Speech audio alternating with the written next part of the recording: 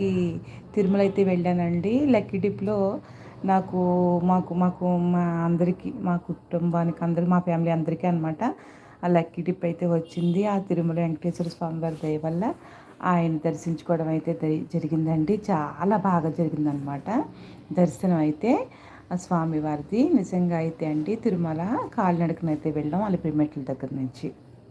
చెప్పాలంటేనండి నిజంగా చెప్పలేని ఆనందం అండి. ఎందుకంటే అది తిరుమల వైకుంఠ దర్శనం కదండి. ముక్కోటి ఏకాదశి రోజున మనమైతే ఇక్కడి నుంచి బయలుదేరామండి. అయితే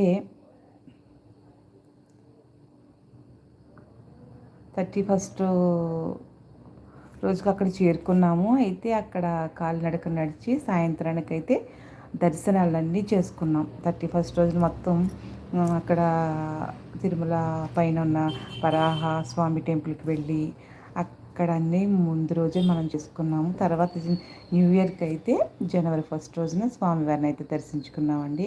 నిజంగా నేను చెప్పలేని ఆనందం అయితే నాకు కలిగిందనమాట.